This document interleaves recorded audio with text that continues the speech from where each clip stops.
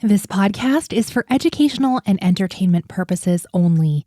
Nothing stated on it, either by its hosts or any guests, is to be construed as psychological, medical, or legal advice. I'm Sandy from Milwaukee, Wisconsin, and I support Adoptees On because there's nothing like having a safe and private place to state my adoptee truth and hear the same from others. Whether it's a bout of joyful giggles or of tearful frustration, there's nothing like feeling truly heard. I'm inviting you to join me in supporting this amazing podcast so we can reach more adoptees all over the world and let them know they aren't alone. Join me over at adopteeson.com/partner, where any level of contribution helps. Thank you.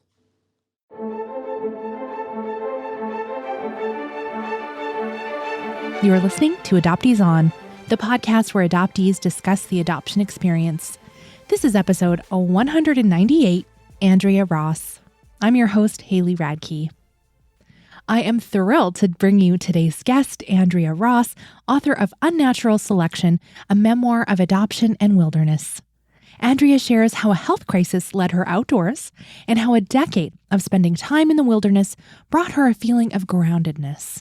We discuss the loneliness that adopted people can face and how we've both seen this theme of reconnecting with ancestral landscapes popping up more and more frequently. We wrap up with some recommended resources, and as always, links to everything we'll be talking about today are on the website adopteeson.com. Let's listen in. I am so pleased to welcome to Adoptees On, Andrea Ross. Welcome, Andrea. Thank you, Haley. I'd love it if you would start by sharing some of your story with us. I was born in the late 60s, so closed adoption was pretty much the norm back then. And I was adopted as an infant and was always told I was adopted, so it was never a surprise. And it was very normalized in my family. But when I was about 20, I got really sick with a difficult to diagnose something or other. And that was really the first time that I started thinking about myself as an adopted person without a medical history. And that led to me thinking about searching because I realized I had no idea what might be coming down the road for me with regards to my health. And so that was really pretty much the first time I had looked into trying to get any information, seeing what was available, finding out what I was I could legally access, and found out that I wasn't legally able to do very much at all, and found that very frustrating. And so I mostly put aside the adoption search idea at that point because I really needed to focus on what was going on with my health. And so I bought a mountain bike and I started riding up hills. Sounds terrible. because I had this concept that there was this thing in I had all this joint pain, and it turned out to be a inflammatory arthritis, systemic inflammatory arthritis. So I had all this, and I had this joint pain, and I had this vision like there's something in my body that I need to get out, because it was before I knew what it was. And so I thought I could like exercise it like in The Exorcist, except also exercise like. So it was very strange impulse, right? But it turned out to be a lifesaver in a lot of different ways because it introduced me to life outdoors. It was sort of my mountain bike was kind of a gateway drug. Then I started, working outdoors. I, was a docent at a state preserve, and I was a camp counselor, and I was a environmental education teacher. And then I became a ranger. And something about being outside, it did empower me to feel like I had some kind of control over my destiny in terms of my health problems. And it slowly dawned on me that the power over my own destiny with regards to my health, and the power over my own destiny with regards to being, getting stronger and working outside, also tied into my journey as an adopted person. So all of those things kind of coalesced in my early 20s, basically the decade between my, 20 and 30. And, the longer I had this disease that didn't go away, and the longer I ruminated on the fact that I didn't have any access to find out whether this was a genetically transmitted thing to me, the angrier I got about not having access to my own information. And so finally, I decided to try to search. But being born in Colorado at the time that I decided to start searching, my only option was the confidential intermediary service. And I just thought that was really a terrible option because it cost a lot of money. And the idea that somebody else could find my sealed records and I wouldn't be able to see them.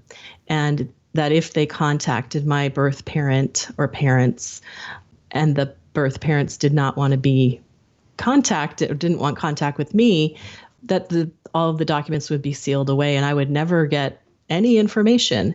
It just made me so mad that I avoided doing it for years. And I conducted this little kind of sneaky search of my own, going around trying to find information and running into a lot of dead ends. And then eventually I just buckled under, and did the confidential intermediary service, and they found my birth mom right away.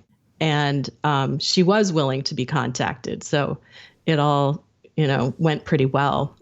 And I reunited with her and had a positive experience, and eventually found my birth father too. She gave me his name, and have developed relationships with everybody in my birth families over the last 20 or so years, 20 to 25 years. And that is my story in a nutshell.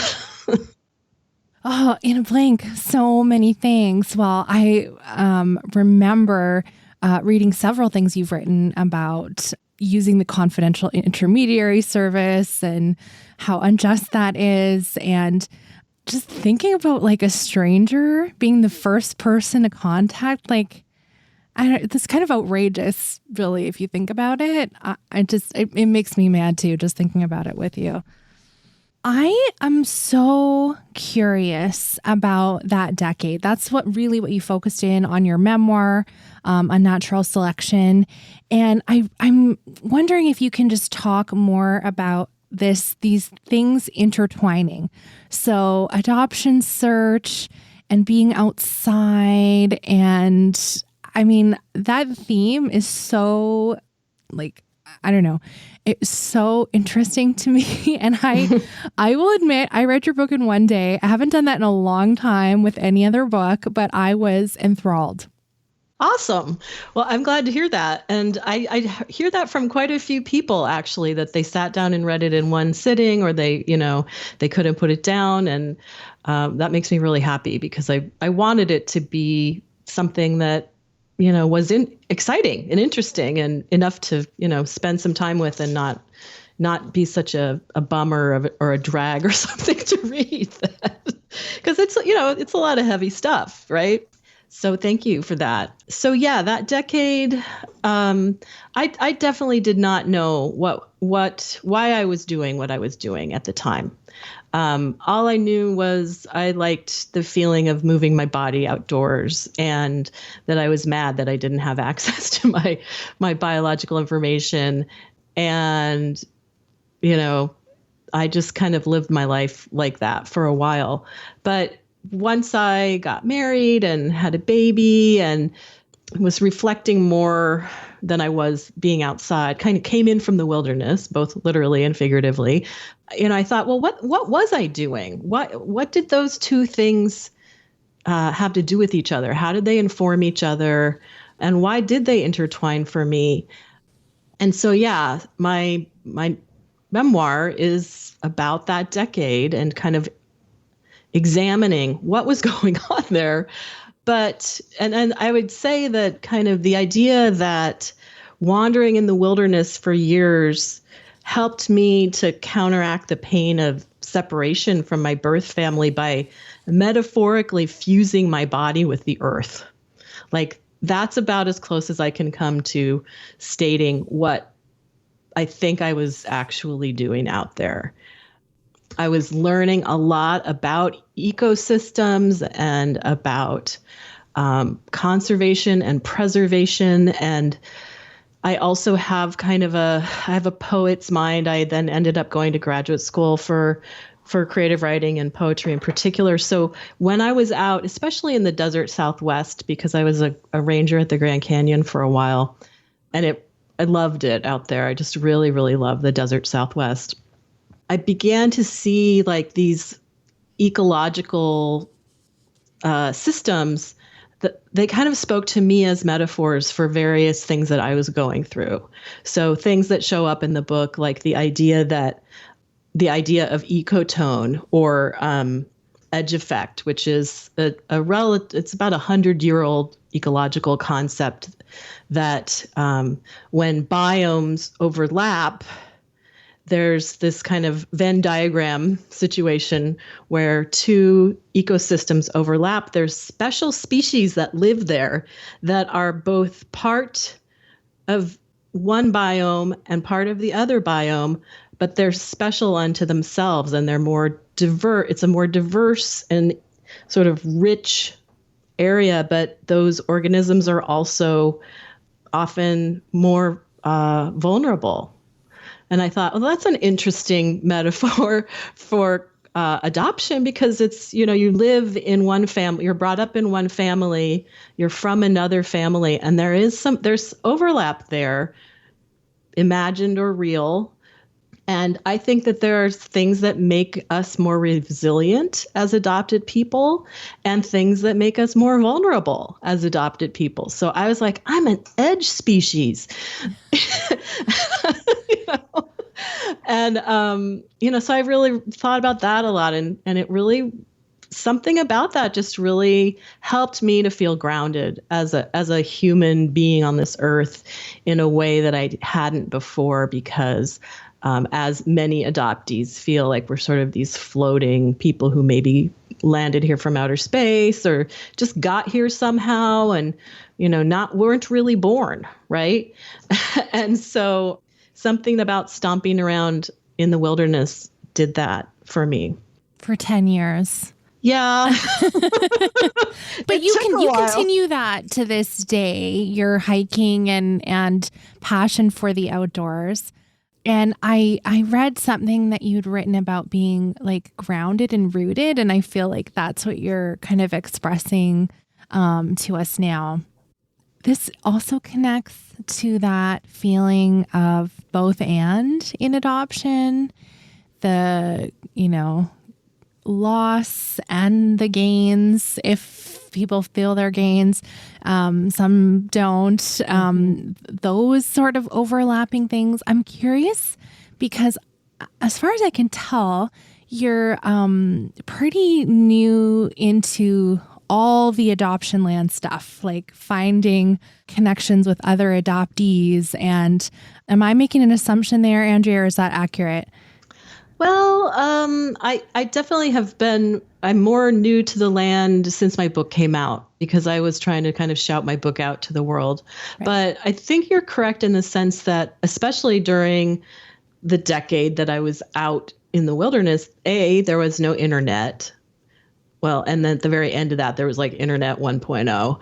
And B, I just wasn't around a lot of people. So yeah, I have not been connected in to the larger community that we now have access to, probably for as long as a lot of people like yourself have been. Yeah. Well, I'm noting that because, as I read your writing and your, some of the other outside of your memoir, and you're expressing these similar feelings that other people have written about. There's just like this common themes, right? The grief and loss plus the gains. And the both and living in the middle and in the in between and all of those things. So I love that you came to the Venn diagram, the edge effect, and that's so connected. I don't know. I just think there's something really special about that. Thanks. Yeah, I hope so. I felt like I had really hit on something when I finally figured that out. It just makes a lot of sense to me, and I hope that it rings true for other people. I've spoken with quite a few book groups by now, and what I'm finding is that, like you're saying, adoptees have expressed these feelings before numerous times. But of course, the non-adoption community or the people not touched by adoption have much less access to all of this stuff that we feel and think and write and say. And so I think it's helpful for people who are not touched by adoption to read those metaphors as a way for them to start to access some of what we experience as adopted people. And that's actually why I set out to write the book initially. Was I really wanted people to understand the particular brand of loneliness that many adoptees experience by virtue of the way our lives are, and how it's very hard to explain. It doesn't really get a lot of traction with people who are not touched by adoption. And it's extremely profound and impactful for those of us who do experience it. And so I wanted to tell my story not only in solidarity with other adopted people, but so that the non-adoption related community could start to understand that, this is a big deal for a lot of us. It's a really big deal. And it's the opposite of being the chosen one and all of that, the myth of the savior, all of that stuff. Yes. The person that brought your memoir to my attention was not an adopted person. It was Lori Tharps, who is a mutual friend of ours, and she's not adopted, but in our podcast mastermind, she is surrounded by adopted people. There's only 4 of us and 2 of us are adopted. So, there's the math on that.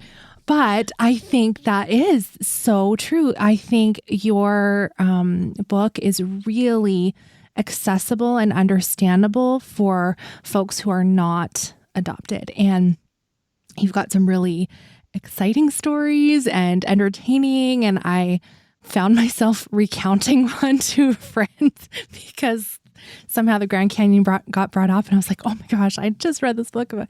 And so I think there's this really important piece when we're trying to change the narrative in society, and how do we do that? And I'm sure you've seen the, quote unquote, angry adoptee trope. I mean, that's not getting anywhere. So to have this really, sweeping view of what it looks like to be a young person searching for identity, I think it's really powerful. Can you talk a little bit more about that and just coming to know who Andrea is over time? Well, I'm glad that you felt like it had a universal appeal, because that's what I was going for. While I do maintain that, we experience a particular brand of loneliness as adopted people, the search for the self is universal, right? And especially that search for self that occurs for people in their 20s. That's just a really important decade of growth and chaos and confusion and joy and all of those things. So I thought that I was going to find the people who looked like me, the people who, were my doppelgangers out there in the world somewhere. And I didn't really find that. I don't really look like my biological family. We don't have a ton in common, except that we care about each other and love each other. So I didn't get that, I have found you, my mirror image kind of thing. But what I did find was also really important. Part of that is that I am who I am because of me, not because of, who they were or who they are. That was an important thing I learned. And I would say the other really important thing that I learned or that I found was just this equanimity of that hole being filled. There was a big empty space where that had like birth parent shaped cutouts in it. And suddenly there were human beings to take the places of those spaces. And that feeling of just knowing who they are, that they're alive, that they, want to know me, like that helped me know myself. Can you tell us about this line?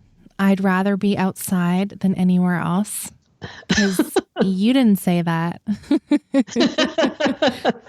My birth dad said that. Yeah.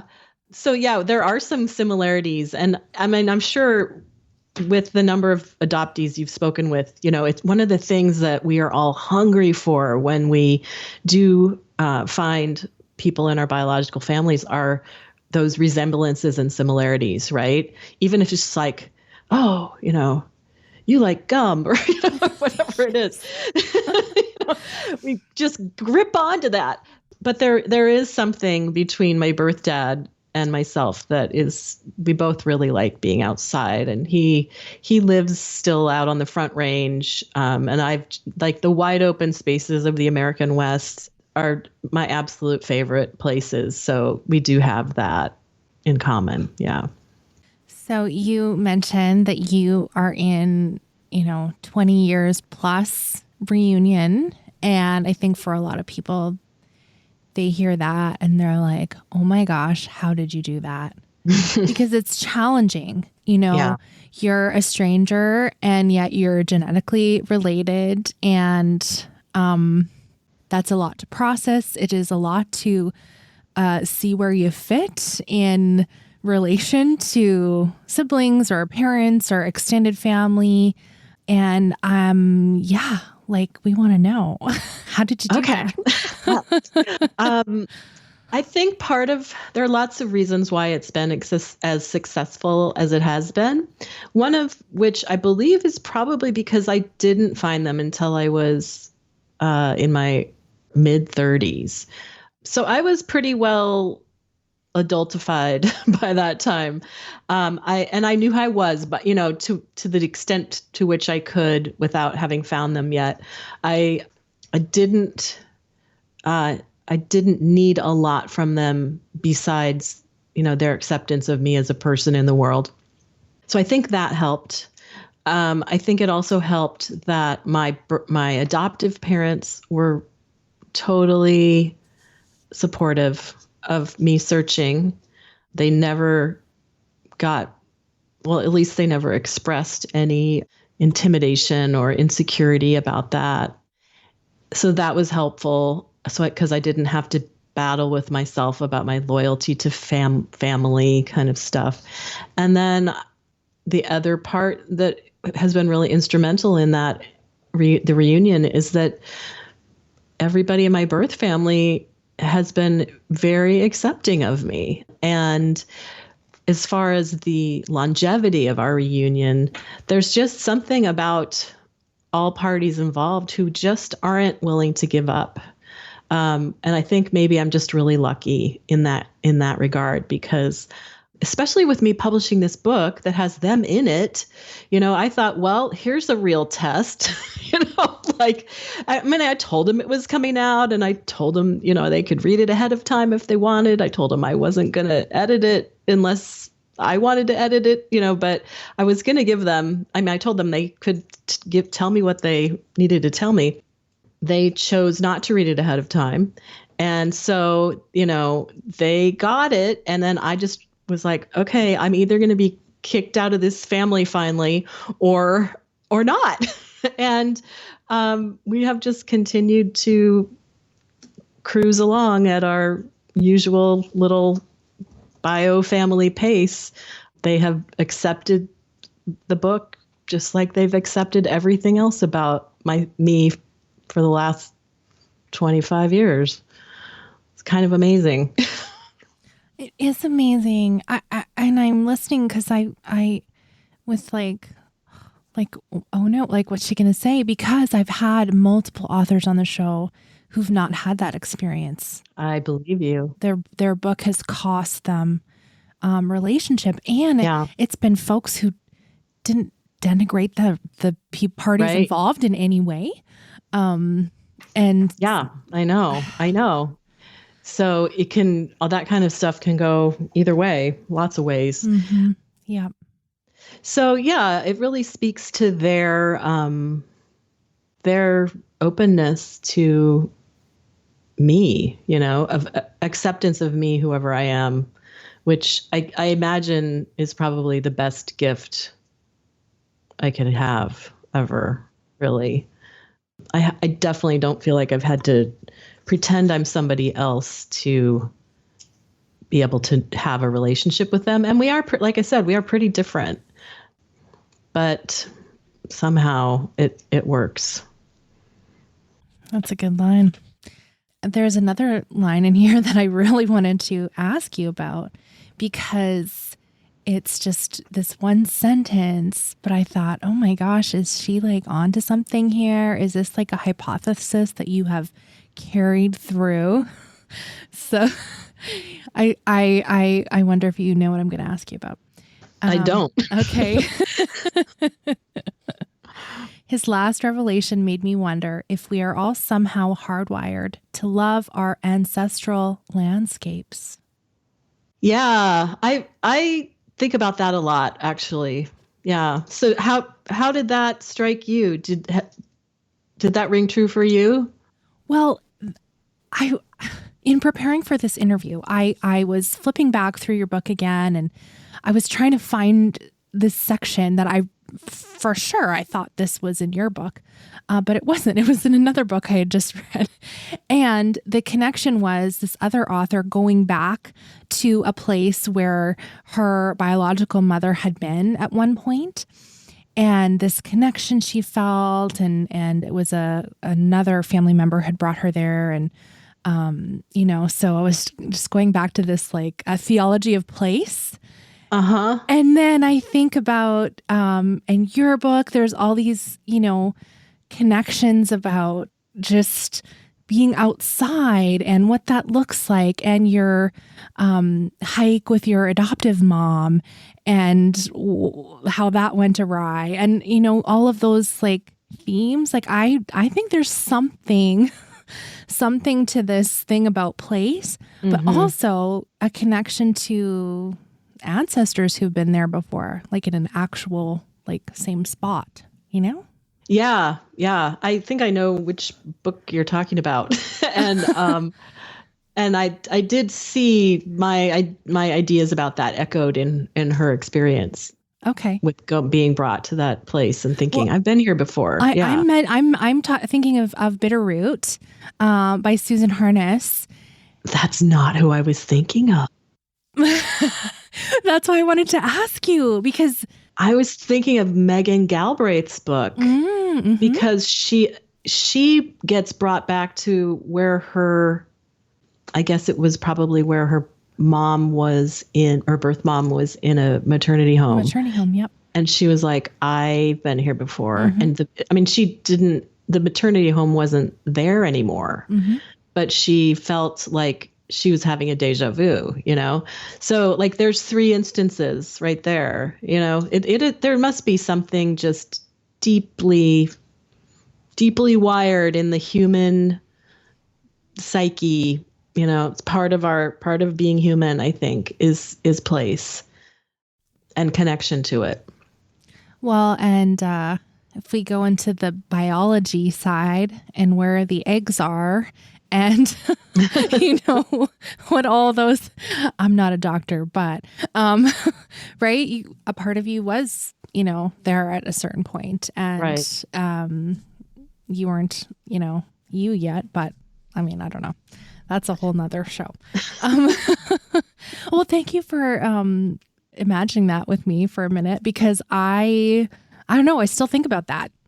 Like it, and it's really only been in this last year that I've read more and more about that kind of a thing. So I don't know, something to ponder. Well, eventually quantum physics is going to totally validate that for us. I think that's my prediction. You know, I hope so. Yeah. We want answers, man. Me too. So I'm curious to go to Andrea, the quote unquote, I'm sure you've had these labels put on you, the outdoorsy person, the badass, woman hiker, like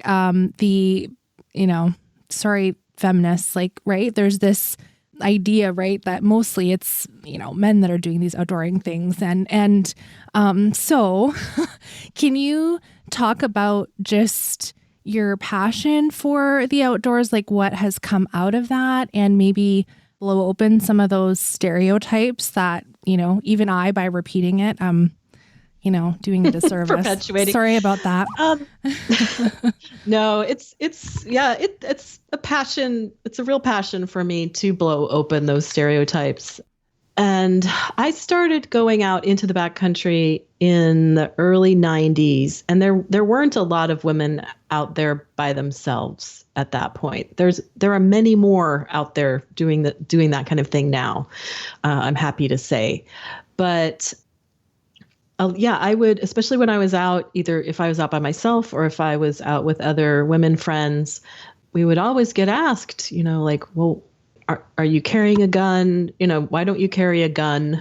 Or why are you young ladies out here alone? And we're like, we're not alone. We're with each other, And so it became really important to me to try to share or try to imbue upon other women, and young women in particular, that same empowerment that I got in my own life regarding my identity and regarding my own strength and trying to, overcome my disease and my illness, to try to pass that along to, I don't know if that's paying it forward or not, but to pass that along so that other women could access that, because I did get so much out of it that I felt like it was an important resource to be able to share. And so this isn't in the book, but it's sort of hinted at, which is that in my mid-20s, I started an all-women's adventure travel company.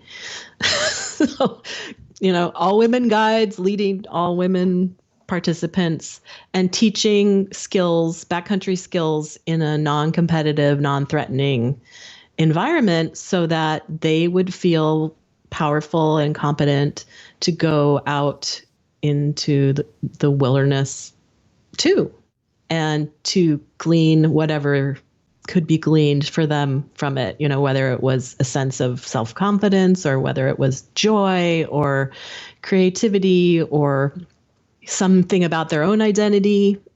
And that's something that I've kind of done on and off ever since. And actually my next book is about breaking down barriers for women in the outdoors. So it's a big part of my life. And so that's why the book's subtitle is, it's a memoir about adoption and wilderness, because I feel like it's about both things.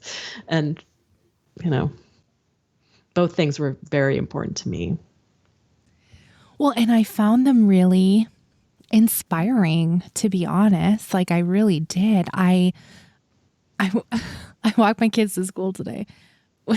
It's not the same as a hike, but there was just like this really spectacular sunrise. And I live in Edmonton, Alberta, Canada. It's quite far north. The hours of daylight while we're recording this are quickly slipping away. And so the sun literally rose as we walked, and to the point where I was joking with my boys. I'm like, it's like someone's turning the light on. Like, you could see it coming. It was, and the colors in the sky and everything. So once I dropped them off, I was walking back by myself, and it was much brighter then. And the sky, it was one of those things where it's like looking at a painting that looks very not real. And I thought about taking a picture, but it's not going to do it justice, Mm-hmm. and all of those things. And in that moment, for me personally, I'm in this really terrible place of deconstructing faith. And so I'm like, where are you, God? Like, I'm like really like in that kind of throes of it. And so in that moment, I was like, oh, maybe it is real. And like, this is like a gift. And so that's kind of my personal, like, that's how I was experiencing that. I'm wondering if you can share what it's like for you being alone in the wilderness, maybe sleeping outside, no tent, seeing stars. I mean, that's a picture I have from your book. Maybe you have a different one. When I was kind of describing that sunrise, what came to mind for you, and what does that mean for you? Oh, what immediately comes to mind is sleeping outside and seeing stars, and this thing that happens to me every time that I sleep outside and watch the stars, which I try to do as much as I can. Like whenever I can sleep outside when I'm camping, I do. Like if it's pouring rain, I'm not going to sleep. I will get in the tent, but otherwise, but that idea of lying there and looking up at the huge sky full of stars and feeling so teeny tiny in a giant universe. But then this strange telescoping thing happens to me where I feel like it places me in the universe. It's not just me being a tiny speck in the universe, but it connects me to the universe. So like, that's when I feel the most plugged in to like to everything, the things that are greater than ourselves, is that experience of being totally hooked in and part of a tiny part of a very large, amazing thing. And so I would say that like that's about as close as I get to any kind of traditional faith. Oh, yes. No. I was not trying to put something on you. I was trying to get to exactly what you answered. Yeah. Yeah, that's what it is for me. Yeah, for sure. And, when my son was in first grade, we sent him to a Quaker school. And so they did talk about God and, the light within and all of this stuff. And so he came home and he said, Mommy, do we believe in God? And I said, well, honey, we believe in nature. And he's like, oh, okay, I got that. Because he'd been, because that's what we've been doing for his previous 5 years, is playing outdoors and going camping and stuff. And so that's what it is for us in our family. Yeah. I love that. The telescope, that gave me goosebumps when you were describing that. Okay. Is there anything I didn't ask you that you want to make sure you say before we do recommended resources? I was wondering if we could talk a little bit about what I consider the other important metaphor in my book, which is about the disruption that closed adoption causes. So that was something that I really grasped onto when I was working at the Grand Canyon, which probably pretty apparently by now is a really pivotal experience for me. I learned a lot about the ecosystems that have been disrupted by the installation of the Glen Canyon Dam, which is right at the head of the Grand Canyon. So in the 50s and 60s, they built this giant dam in order to create hydroelectric power and preserve water for irrigation and humans in the West. And it radically changed the ecosystems both upstream and downstream of the dam. And so while there used to be this one kind of corridor or continuous flowing lineage, we might call it, there was suddenly like a gatekeeper in the middle. And it changed everything that happened before the dam and after the dam. And I was like, that's closed adoption, right? Like it's this blockade that changes everything that is between the adopted person and their birth families. and it changes their lives, and it changes the way that they function. It changes the communities within which they live, and it does some damage. It does some damage on both ends. Above the dam, like all kinds of stuff got flooded and inundated, and below the dam, lots of different species of animals, especially fish, couldn't survive anymore because they didn't have the habitat that they needed. And so as I learned more, and I just got really obsessed with this whole idea and learned more as much as I could about the dam and what was the effects it was having on various things. And the more I thought about it, the more it really spoke to the disruption of closed adoption and how that is just not a good way to go for really anybody involved anymore. We're in the 21st century now. Secrets are over. Yes. Birth certificates are no longer stamped illegitimate. We can get rid of that stuff. And so I guess the reason I wanted to bring it up is because, as I was saying before, I think it's helpful if people who are either not touched by adoption or who are really grappling with adoption as a person involved in adoption, to have sort of things out in the real world that are less abstract to focus on in terms of figuring out, how do I feel about this thing, or how does this system work? I don't know. Did that speak to you in the book? Yes. Thank you for sharing that. I mean, I'll show you, but I had, multiple book darts everywhere. So there's too many things to mention. I think even as you're saying, it's this imagery of closed adoption. I feel like it's just imagery of adoption, period. Even Yes. within open adoption. That's true. Or You're other right. types.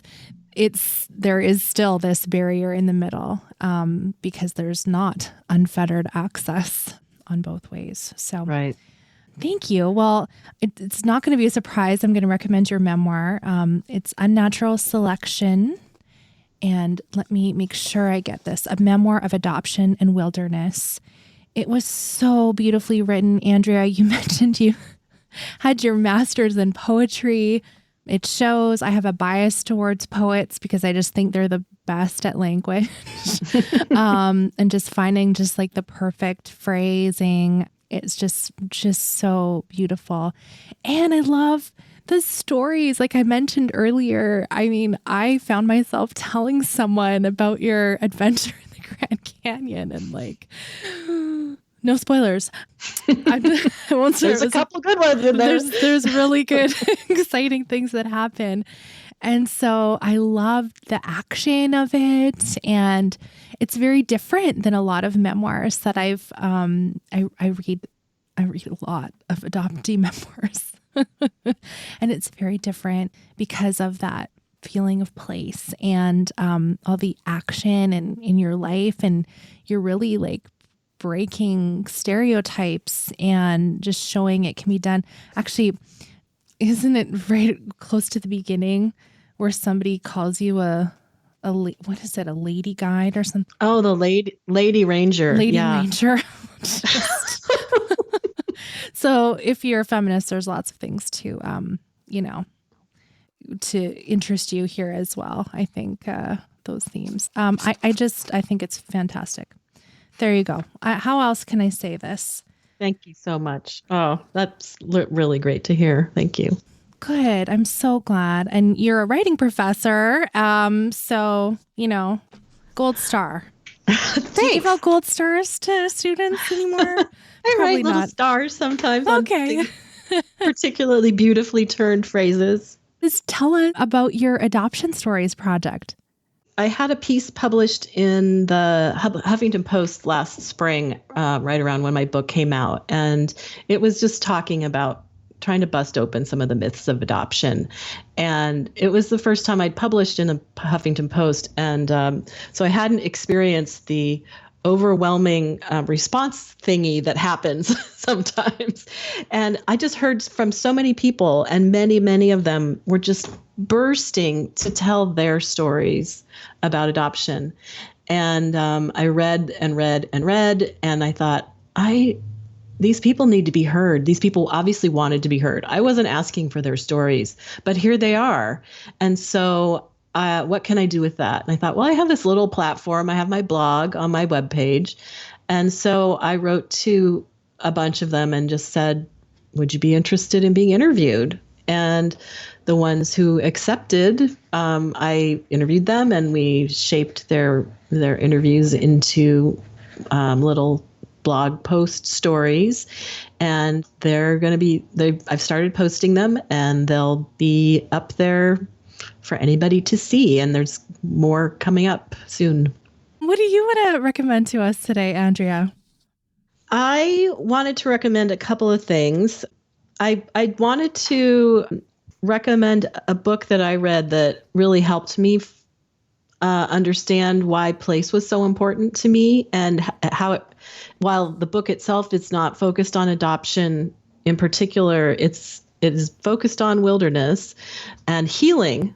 So there's lots of healing that lots of different people want or need to do. And I found this book really enlightening. I just loved reading it, and I underlined so many things in it as I was reading. I'm like, this is about adoption. This is about adoption. And it's about my experience with adoption. Oh. So it's called The Wisdom of Wilderness, Experiencing the Healing Power of Nature. And it's by Gerald G. May. And I would highly recommend it if any of the stuff that you and I have been talking about appeals to listeners in terms of place-based things and healing and intertwining our adoption experiences and potential searches with landscape. And then the other thing that I wanted to recommend is a newish podcast that's out there called Adoption: The Making of Me. And it's two women who are adopted, who are about my age. They're in their earlier mid-50s. And they are just, they're going through Nancy Verrier's The Primal Wound. So they're reading it and talking to each other about it. And then they interview adoptees, and the adoptees tell their story. And you were on that podcast. I was on that, and they're just doing a really great job of signal boosting adoptee voices.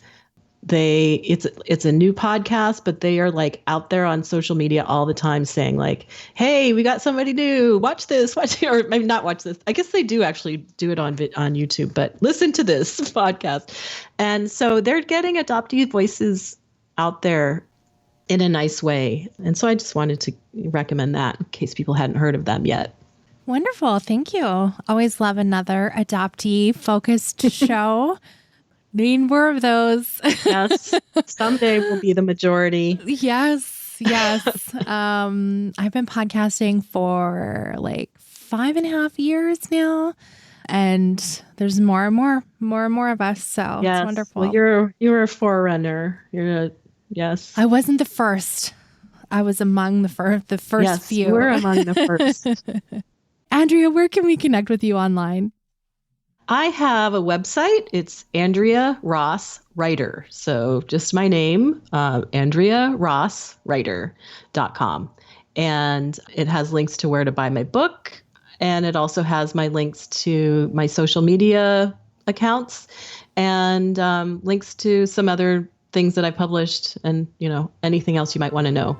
Wonderful. Thank you. It's been such an honor chatting with you today, Andrea. Thank you for sharing a little more of your story. And I really hope people check out your book, Unnatural Selection. It's just really, truly wonderful.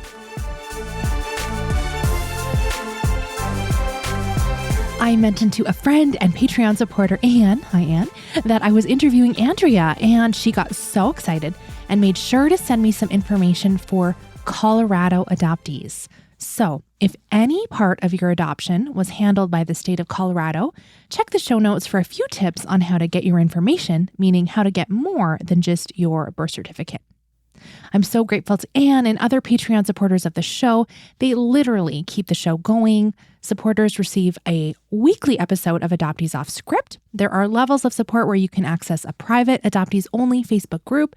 We have book club. We also do Zoom parties together. There are so many great thank yous for Patreon supporters, and your financial gifts literally pay for the costs of producing this podcast. If you're not able to support the show financially, sharing this episode with just one fellow adoptee is a huge gift to both them and myself. Perhaps you know an adoptee who loves being outside as much as Andrea, and they may relate to her search for identity through the lens of wilderness. They might. I'd love it if you sent this over to them today. Thank you for listening. Let's talk again next Friday.